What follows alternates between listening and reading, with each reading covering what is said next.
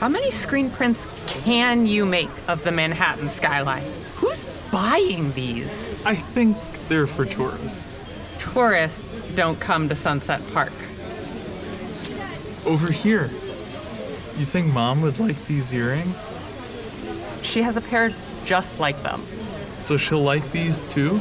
That's not it. Thank you. Eventually, we'll have to settle for a present that's good enough. Never. Her birthday's tomorrow. We're out of time for perfect. No, we're not. The artist market doesn't close for a few more hours. We'll find something. Oh, now this is what screen printing is for. This is gorgeous. Look at how bright the colors are. It's like a pack of highlighters exploded on a canvas. Clearly, you don't understand art. This would give Mom a migraine. Ugh, you're probably right. Still... how much for number 24? It's amazing. Super vibrant. Thank you. That one was a lot of fun to make. I had to let each layer totally dry or I'd muddy the colors. It took days. Anyways, it's $85. Oh, okay. Thank you. I'm not paying $85. You can't put a price on art. You can when you have no money. That's like a full day of work. Oh, Morgan, this is it. I told you we'd find something perfect. You know what? This time you were right. Mom loves dolphins, and this is so well done. Look at the motion here. Mom and Dad are still decorating the new house. It's great. How much for the small dolphin watercolor? Number 14. Number 14? Oh, I was hoping someone would buy that. It's one of my favorites, but I had it up all last week and it didn't sell. It's $60. Split it? Done. You do a lot of animal paintings. Oh, for sure. I love them. Animals are all so different, and they move in such unique ways.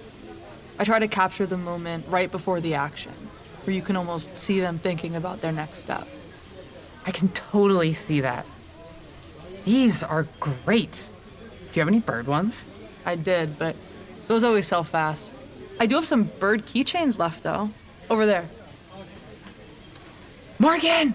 They have pigeon keychains. I love pigeons, too. Nobody gets it. Same. I think they're so funny. You can tell that they're native New Yorkers by the way that they move. Super bold and unashamed. Even the keychain has an attitude. I had a few pigeons hanging out on my fire escape last spring. My cat went nuts over it, but it was wonderful to see them right out my bedroom window. I made a few different pigeon pieces before they left for good. How do you make the keychains? I make small models out of clay, and then when they're dry, I use them to create a mold and then cast the keychains in steel. Usually I batch them. They're so small that it doesn't make sense to heat up all that metal for just one keychain. It's worth it, though. Those things are sturdy. I'd hate for a wing to break off or something. If you want one, I can give you a deal. 2 for $20. That way both of you can have one. Do you see one you like? Not yet. The dog ones are cute, but I have to. We match! Pigeon and duck. You make us sound like lawyers. I was thinking more pigeon and duck. Private investigators. Do you have any cash? Like $30? Then you'll buy coffee on the walk home. Thank you. Don't forget your painting. Oh, duh. Thank you. Have a good day.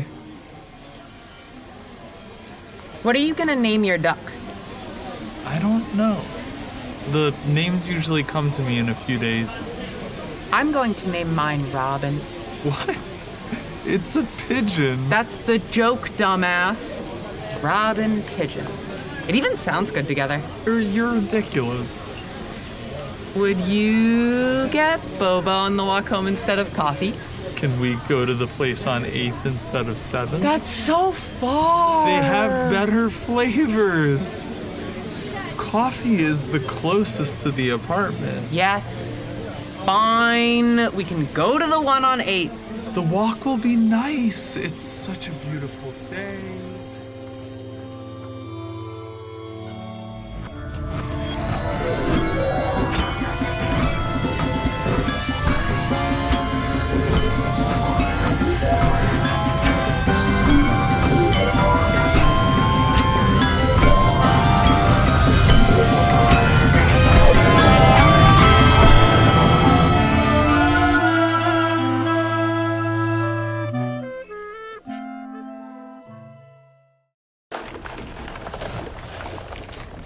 You're the one who's always stressing discretion. This is not very discreet. They pushed their way into our apartment. What was I supposed to do? I tried talking to them. I told them to leave us alone. Exactly my point. That clearly didn't work. They also won't tell me who they really are, and they've been way too in our business for me to ignore them any longer. For all we know, they're working with... Hello? Again? Noel? Yeah. Why did you come back here? I told you to leave us alone. Food serve was a dud, and I couldn't stop looking. You sent them to James? Yeah, and I stand by that. I was trying to help you guys. Why doesn't anyone listen? Noel, we have to make a call about this. No way. This is a you decision. It affects all of us. But you're the one who plant-napped them. I told you. I didn't... Just stay here, please. Okay. All right. How long are you keeping us here? And how are you able to talk to plants like that? Why do they even listen to you? How can they grow so fast? Where do they even get the energy? Right. You know Evie, but you don't know any of that. Yeah, obviously. The sooner you tell us who you really are, the sooner we can all move past this. I don't know what you want to hear. I know I'm Evie's brother. I know I'm telling the truth. If you don't believe me, I hope you have more plants because we're going to be here a while. Evie wouldn't lie to me. She told you she didn't have a brother? She told us she had no real family. Only child. Distant, out-of-state cousins, parents. Dead. Head-on collision with the semi-truck driving up 95. Dead-on impact. I know. They're my parents, too. Listen, I can prove it. Check my keyring. It's clipped to my belt loop. Look. Duck charm. It matches Evie's pigeon charm. We bought them together. Let them go. Dust. Like the plants were never here. Thank you. I'm sorry about your parents. Yeah, I figured. It makes sense. What? Why she lied. Wrong call, but it's too late now. Fine. You were right. You're too involved now. Tell me about this cop that's following you. What? I feel like we should get some answers first. Yeah, I agree. There's a lot of moving parts here, and most of them aren't relevant. What matters the most is that we don't know where Evie is either. Noel and I have been asking around, but we're also drawing a blank. Nobody knows anything. My best guess is that she disappeared around 2 weeks ago. We think so too. Evie and I barista together. She's missed every shift since last Tuesday. You two really have nothing to do with it? She was supposed to meet us last Sunday. Never showed. We called and messaged her for a few days, nothing. I'm sure you know this, but sometimes she just vanishes for a little bit without warning. Usually camping, hiking, taking the train somewhere outside the city. I learned that if we don't hear from her for a few days, she's usually fine. But then a week went by, and I got worried, so we went to her apartment to check on her. When we got there, half a dozen cops were trying to bust down her door. I wasn't getting mixed up in that. Detective Hirsch told me the cops still can't get into Evie's apartment. Who's Detective Hirsch? We don't know. We just know he's a fake cop. He knows where I live, where Grace works. He told us he's investigating Evie's disappearance, but there's no Russell Hirsch on the NYPD roster. He could be using a fake name. That's a lot of effort for one missing persons case. Not to mention illegal. Right? This whole thing is outside the law. Yeah, you still haven't said what this whole thing is. It's magic. Seriously? You just saw her wrap us up in plants. But how is that possible? I don't know where it comes from. Fate, God, the earth, any higher power you'd like is as good a source as any. I don't really care about the answer to that question. I just know that magic is real, and certain people, for whatever reason, can use it. Not many, but more than you'd think. How does it work? I thought it's impossible to create something out of nothing. It is. You have to start with matter that exists already, like the plant I grew to bind you. Then there's the words I used. Words have energy, life, power. And used with purpose, they can inspire revolutions, craft beauty, break hearts. The words are the heart of the magic, and the blueprint. Precision is everything. Sounds stressful. There's always a physical price. Simple things alone require a lot of energy. That's why you really need a partner to hone your idea, focus it, share the load. The key here is mutual understanding. Clarity is safety. When I cast something alone, the magic may take my meaning differently than the way I intended it. That misunderstanding could exhaust me, endanger me, or create something I wasn't prepared for. A partner may notice something you forgot. Together, we speak the same thing into existence, and the magic does the rest. Is that what you did with me? When you described all those far-reaching plants? Yes. But I can't do magic. It doesn't matter. You still got my meaning, still held the same idea in your head as me. So you used my own mind against me? Yeah, better than I expected, honestly. I'm sorry about that. I thought you guys were working with the cops. I was trying to protect me, Noel, and Evie. How come I've never heard of this before? Maybe you have. We're told magic isn't real, so when people encounter it, they find an easier explanation, one that doesn't undo their understanding of the world.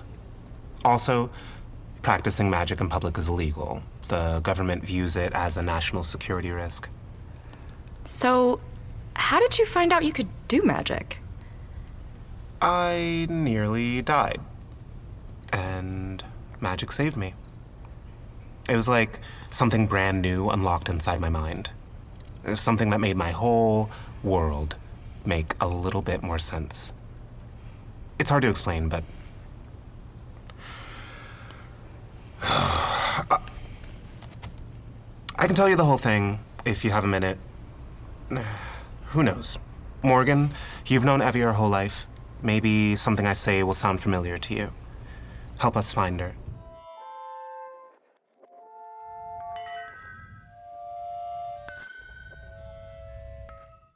In Philly, it was always noisy. The hour or the weather didn't matter.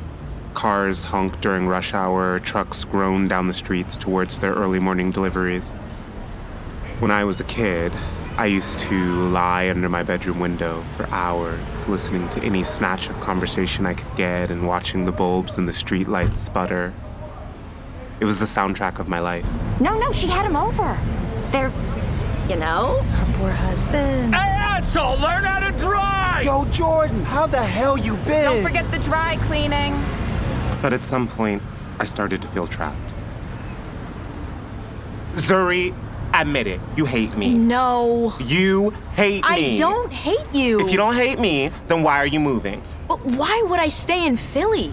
What's left for me here? Wow. Oh, come on. You know that's not what I meant. No, I get it. I'm nothing to you. What's even in Brooklyn anyway? $4 lattes? People too cool for anything fun? In a year, you'll be smoking American spirits with newer, hotter friends. Well, at least I graduated first. Sean and Curtis just dropped out. What you're missing, though, is that I don't graduate for another year.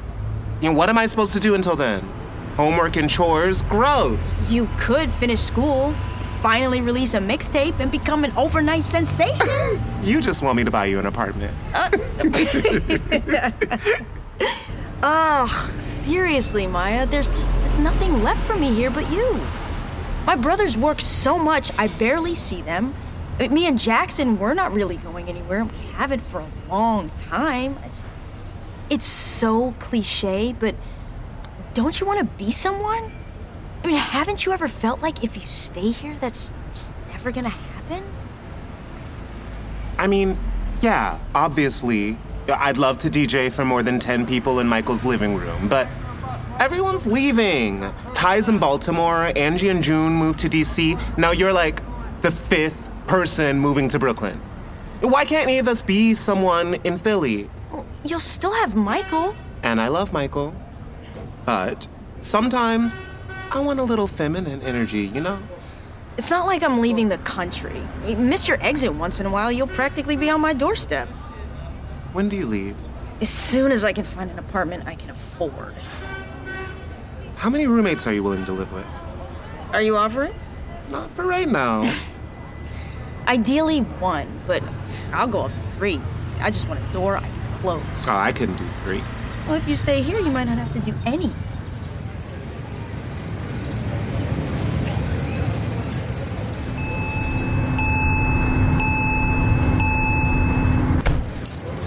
Someone's missing. You don't know. I don't? You told me save 2 seats in the car. Was the other for your bag? Could be. May I? Sure. Thank you. Ready to go? Okay, fine. Daria's late again. Who called out sick? I don't know, but I bet you it's that line cook with You said she took the day off. She told me she took the day off, but apparently Clark's called her like 5 times this morning and swore they'd give her crazy triple overtime if she just... She can't say no? I wouldn't say no to that, but she won't get off till 9. Maya, if we leave at 9, we'll miss the whole party. I know.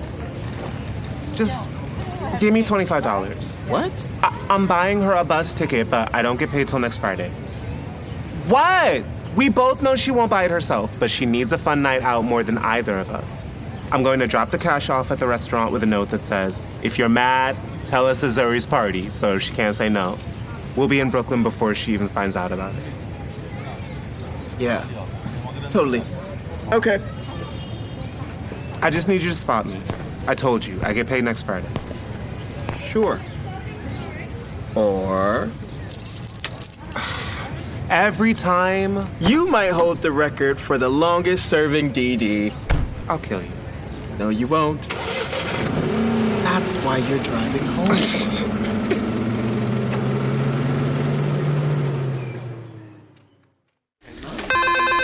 I'll get it! Who is it? It's Daria. Finally. Where's Maya? Hello? Oh, hi. Sorry. Maya! What happened? Just give it a second. Hi! So glad you can make it. What were you thinking? At least thank me first. What happened? Clark's was shut down without her. Line cook called out sick. Which one? Dylan. The one with the spiderweb tattoo? Yep. I knew it! How'd you get here so fast? They felt bad that they called me in on my day off. I got cut at like 8 once the dinner rush started to wind down. Frank said they'd close without me, and then Maya got some idea in her head. You said you didn't want me to hold up Michael's car for you, so I didn't. She fronted me a bus ticket. Would you be here if she hadn't? That's the point. Then thank you, Maya. Daria, please get something to drink. I'm stressed just looking at you. Thank you for coming. No. Please take the money. It was a gift. Please, don't be proud about this. It's $65. You're still in school. And they paid me like platinum overtime for saving their asses. Really? It's the restaurant's money. Thank you, Clark's. And give Michael his cut. Thank you. You want a beer? Oh, I need something more than a beer right now. So, I show up at 3, right? And the shift starts at 1, but that's fine. They didn't call me until after Dylan no-showed. Anyway, only half the prep was done. Half! At 3! I was about ready to torch the kitchen.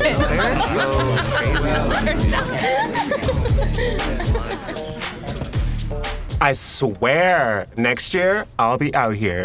Don't you dare drop out. I mean, next year's summer.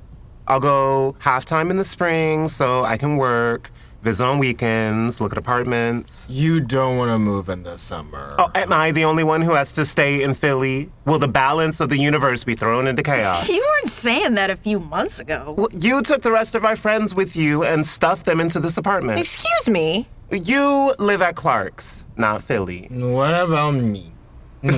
If I move to Brooklyn, you'll come with me. Okay. Yeah, like that. I think Michael needs to go home. I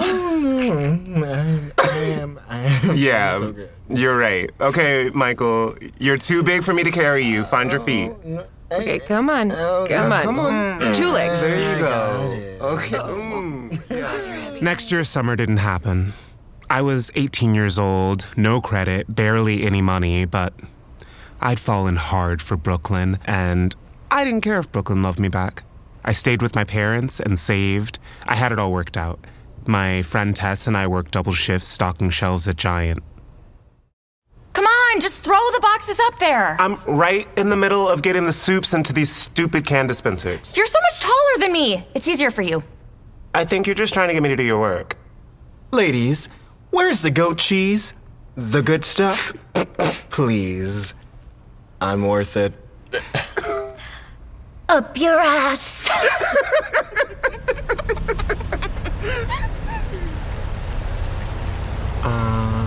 Where's your car? I sold it. You what? That thing was older than us. I got a decent offer on it for parts. I'm surprised someone bought it. They're lost. I thought you were driving us to Brooklyn. I am. Oh, no. You wanted an apartment in Brooklyn? I wanted a motorcycle. I'm not getting on that thing. Then I guess you're taking the bus. Do you even have your license? Here, you spend more time at Giant than you do at home. I can get a lot done when you aren't looking. You better not crash this thing. I even got you a helmet. Put your hands on my waist. Don't get any ideas. With you? Never. Woo! When that engine started, all the tension left his body.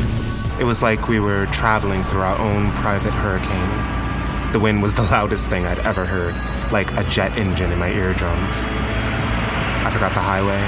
I forgot the other cars. I could only feel how warm he was against my chest. I was just floating there, weathering it with him. Eventually, when we reached the bridge, as Michael sped between cars stuck in rush hour traffic, we reached the eye of our storm. The world was so loud that, in that moment, nothing was. In the spaces between all that noise, I found my first real silence. I didn't just know that I was on a planet, hurtling endlessly through space. I felt it. I saw myself as a speck on the earth. I saw how slowly I moved across her skin, even as I flew faster than I'd ever gone in my life. I felt her embrace me. I felt her keep me warm. Michael used to race his way over to Brooklyn. He bet any of our friends he could beat their car. Sometimes he gave them head starts, 20 minutes, a half hour, while he waited for our shifts to end. It never mattered. It was like he memorized every way our two cities were linked. I was so close to an apartment. I was ready to grab anything I could. Zuri had a big party to send summer off right. We hit every bar that would pass our fakes. By 1 a.m., we'd spilled out onto the sidewalk. By 3, we'd torn through Zuri's apartment. I was so drunk, you could have taken me anywhere. Is she all right? She'll sleep on the bike. Michael. Joking. Come on, she's fine. She always wakes up once we start moving. What about you? Me? Yeah, I stopped drinking hours ago. The wind will take care of the rest. I have a couch. You can just stay over. And let Maya sleep on the floor? But she'll share my bed. It's not a big deal. Nah. I'm opening the bar tomorrow. I'd rather crash in my own bed. You sure? Yes, for sure. Have a good night. Call me when you get home.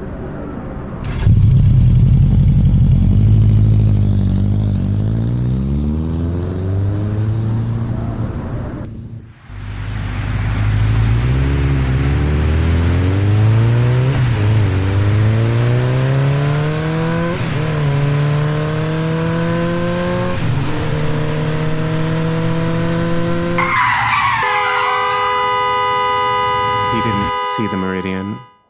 The front wheel slammed into the concrete and the bike threw us up into the air towards oncoming traffic. I caught his gaze, wide and terrified. He yelled to me, "We'll be all right." I couldn't stop praying to whatever force was listening. Please, if only there was wind. A strong wind could push us far enough to clear the highway. Please. I'm safe. I won't land on the highway. I'll make it to the trees. Please, please, God, Jesus, Mother Earth, if any of you can hear me, push us towards the trees. Push us out of danger. Take whatever you need from me. Take everything I have. Just get us away from those cars. Ah!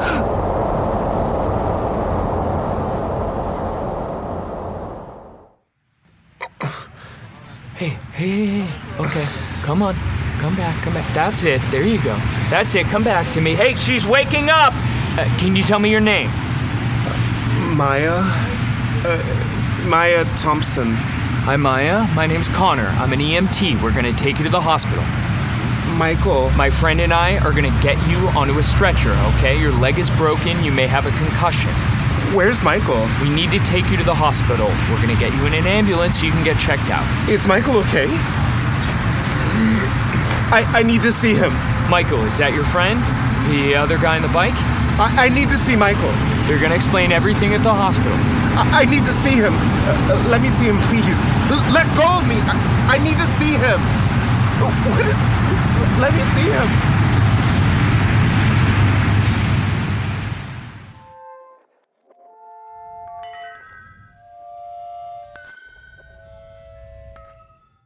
I'm so sorry. Yeah. Does any of that sound familiar to either of you? Kind of. Yeah. I need some time to think on it, though. What happened to your other friends? Zuri, Daria, the other people who lived in Brooklyn? We went our separate ways. What does fake Detective Hirsch look like? Tall. Taller than me, so definitely 6 foot plus. Graying at the temples, medium brown hair. He wore a jacket but no tie. And he had a gun. At least a holster.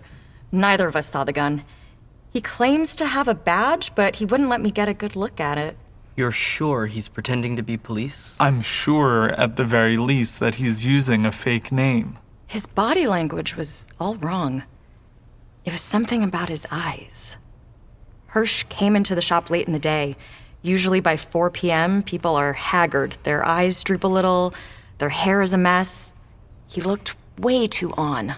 I'm worried he's a Fed. I'm worried he's not. FBI, not great, but workable. Have you dealt with the FBI before? Sort of. First, let's find out if he's really FBI. Right now, I'm not convinced. And we still need to figure out where Evie went. Yeah, about that.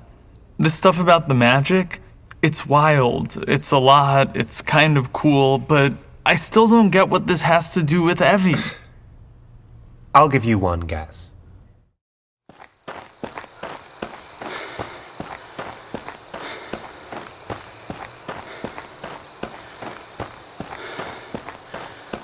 Oh, no.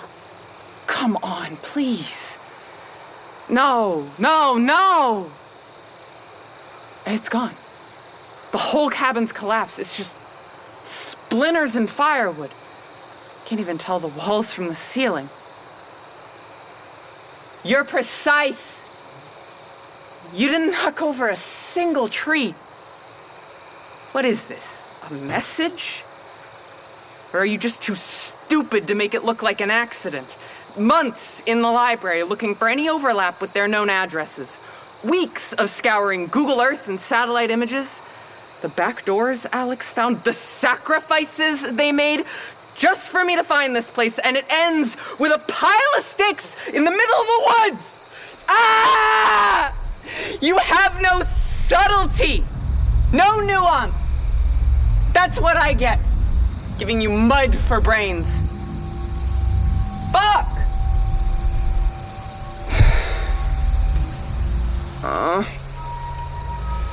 This cabin was one of their satellite offices. Did you know that? Or did you just know that it was a danger to me? No official record of sale either. Safer that way. Maybe one of them built it. Maybe someone inherited it. Standing out here all those years until it met you.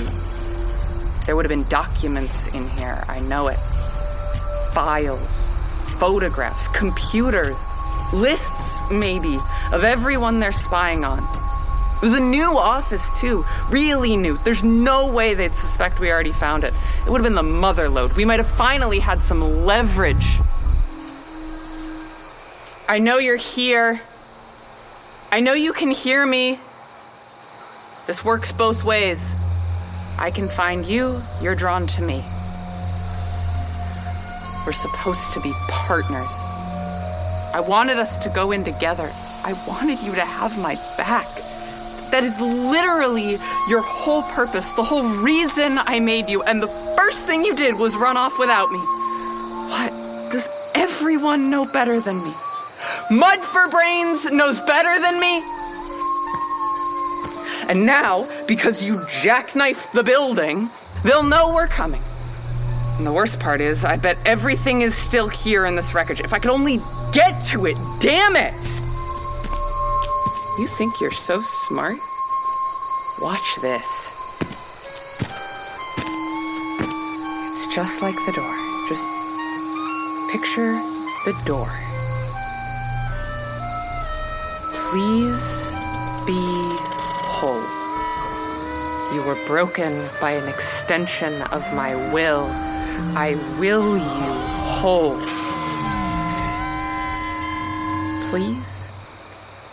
Come on, please. I've studied every inch of this place, every image I could get my hands on. I know the floor plan better than the guy who built it. See it! In my mind, it's so clear. One story, faded wood planks down the face, a front porch wide enough for a rocking chair, and 2 tiny windows gazing west towards the sunset. In the center of it all, a red door, straight out of a storybook. God damn it, that hurts. Okay, fine. I get it. A cabin needs more from me than a door. Fine. Never rebuilt a building before, but it should work the same. Maya never tried something this big all at once, but in theory it should work. Let's do it then. Take it. Take all my strength, please. I'll rest here for days if I have to. I'll hide. I'll lie. I'll make myself too small for them to find me. Please, please, if one of us needs to stand, make it the cabin. I can see the damage undoing itself. I see every bit of mending, wood weaving together, beams slotting perfectly into place. Gah!